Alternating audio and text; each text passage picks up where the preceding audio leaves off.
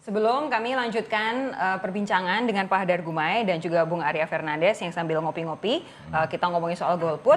Tadi kami sudah menanyakan kepada netizen untuk berkomentar terkait topik ini melalui kompas.tv/interaktif dengan login menggunakan akun Facebook atau Google. Pertanyaannya, golput menjadi tantangan tersendiri dalam suksesnya penyelenggaraan pemilu 2019. Menurut Anda, hal apa yang paling bisa menarik minat pemilih untuk datang ke TPS pada 17 April 2019 mendatang? Sudah ada netizen yang berkomentar. Yang pertama adalah Nur Ain Kasman menyatakan, macam mana masyarakat nggak golput kalau baik caleg DPRD Kabupaten, DPRD Kota, DPR RI, DPD yang mewakili suara mereka disalahgunakan hanya untuk mencuri duit rakyat.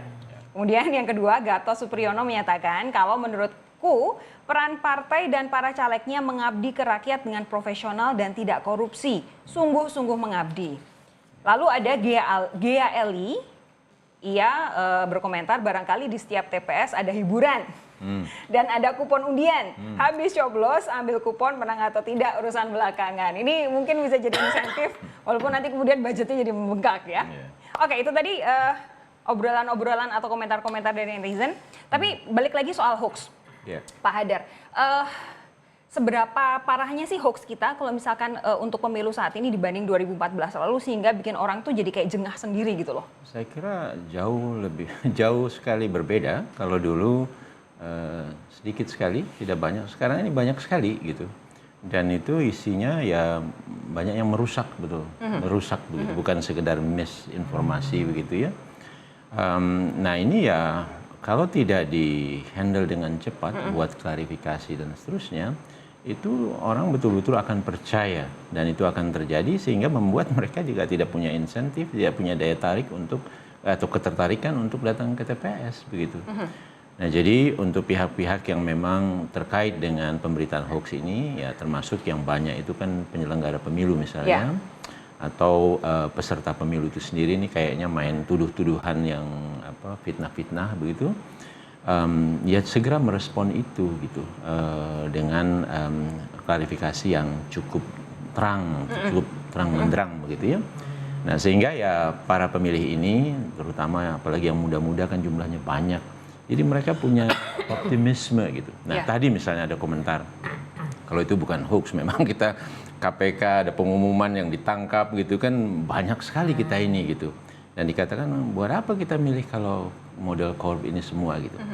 Saya ingin menghimbau, ini kesempatan untuk mengganti sebetulnya.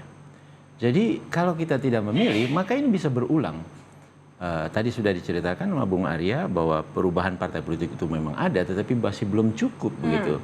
Nah jadi ya sekarang coba tandain itu, mana yang memang koruptor itu. Jangan dipilih lagi. Udah jelas. Kalau menurut saya ya, saya ingin mengajak begitu. Partainya ragu, jangan dipilih partai itu. Gitu. Ini kesempatannya. Nah, jadi kumpulkanlah informasi itu. Diskusilah dengan keluarga, dengan teman dan sebagainya. Kita milih siapa ini sekarang. Bukan kita meninggalkan. Karena kalau menurut saya tetap, kalau kita tidak memilih, ini kalau saya yakini ya, itu yang terburuk yang kita atau yang paling kita hindari ingin tidak terpilih justru malah bisa terpilih. Karena kita tidak menyatakan kehendak kita gitu. Bung Arya, apa yang kurang atau belum maksimal dari perangkat penyelenggara pemilu dan juga pemerintah dalam memerangi hoax ini yang bikin orang jadi jengah sekali dengan pemilu? Saya kira menurut saya yang paling berkepentingan untuk melakukan klarifikasi itu adalah penyelenggara. KPU. Dalam hal ini KPU mungkin atau Bawaslu ya. Dan menurut saya dalam waktu yang tersisa 2 minggu ini perlu secara resmi KPU mengklarifikasi dan bagaimana mereka memastikan bahwa proses pemungutan suara, penghitungan suara sampai rekapitulasi akhir suara itu dilakukan secara transparan. Dan itu dijelaskan juga bagaimana record KPU selama ini melakukan transparansi itu, apa warisannya, apa prestasinya, sehingga publik percaya untuk melakukan itu. Tapi kalau sejauh ini saya melihat memang tingkat kepercayaan publik terhadap KPU kita sudah cukup tinggi ya, sudah cukup bagus banget gitu. Indikasinya dari mana? Ya kita tanya survei Omni Publik di angka di atas 70% orang meyakini bahwa KPU mampu dan bekerja dengan baik gitu ya. Dan yang paling penting menurut saya memang itu menegaskan bagaimana KPU memastikan itu. memastikan prosesnya dilakukan secara adil, secara jujur, dan petugasnya juga bekerja secara independen dan netral gitu ya. Tapi apakah Anda kemudian tidak merasa bahwa beban kerja KPU jadi ekstra berat ketika dia harus sosialisasi, ketika dia harus menjelaskan ini itu, tapi juga harus menangkal serangan hoax, mesti seperti yang beberapa waktu lalu terjadi gede banget yang 7 kontainer katanya surat suara tercoblos seperti itu. Ya memang kita tentu KPU punya banyak tugas lain juga di tengah masa tahapan yang masih berjalan ini. Tapi isu soal hoax di seputar pemilu ini kan juga efeknya kemana-mana, muncul distrust kepada penyelenggaraan pemilu dan seterusnya gitu ya. Padahal ini penting agar ya tentu tadi untuk meningkatkan partisipasi itu. Dan yang lebih penting lagi adalah menurut saya juga dari sisi partainya gitu ya. Kita sekarang euforianya adalah soal pilpres gitu ya. Padahal pada saat yang sama kita juga pilih pileg.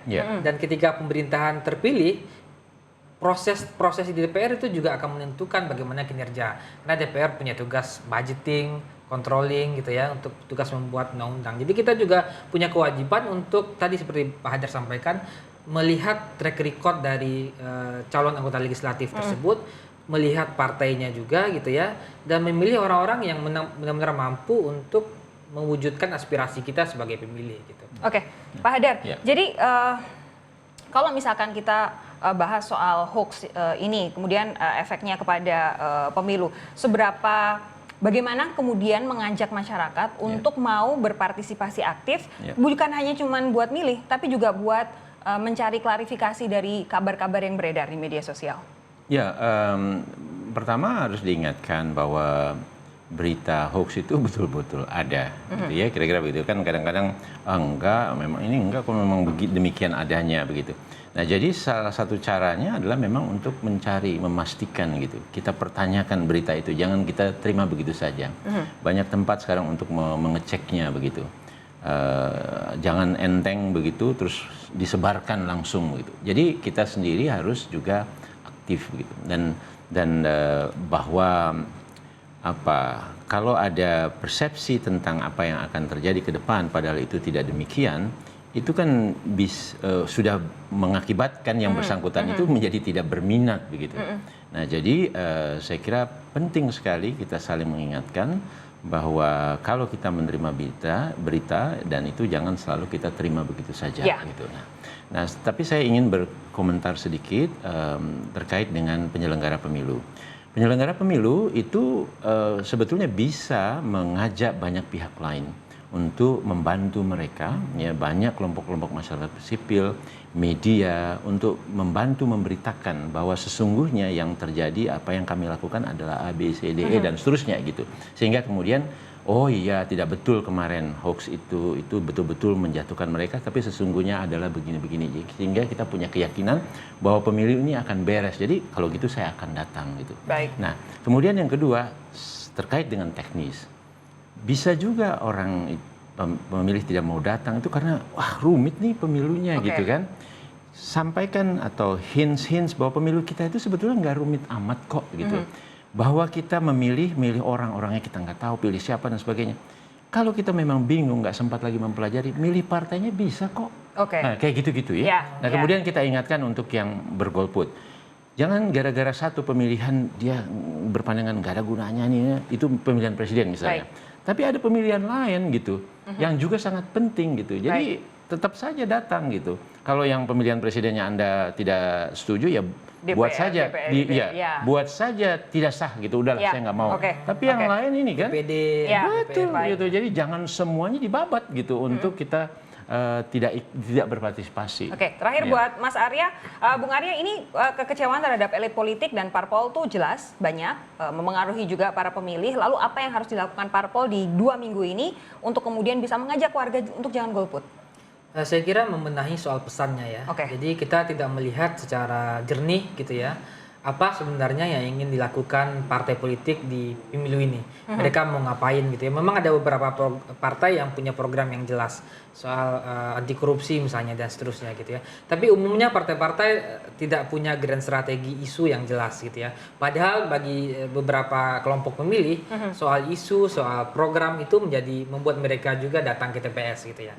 Nah, yang kedua juga memastikan bahwa setelah pemilu bagaimana mereka melakukan evaluasi informasi kepada anggota DPR mereka kalau dia terpilih gitu. Bagaimana soal PAW misalnya ya, pergantian antar waktu gitu ya. Bagaimana mereka memastikan reses dilakukan dengan baik. Informasi-informasi seperti itu penting bagi pemilih agar pemilih juga yakin bahwa pilihan mereka sudah tepat gitu saya kira. Jadi suaranya tidak sia-sia. Suaranya menjadi tidak sia-sia gitu. Baik, terima kasih Bung Arya Fernandes dari CSIS. Terima kasih Pak Hadar Gumai dari Netgrid sudah Baik, bergabung bersama sama-sama. Sapa Indonesia Malam.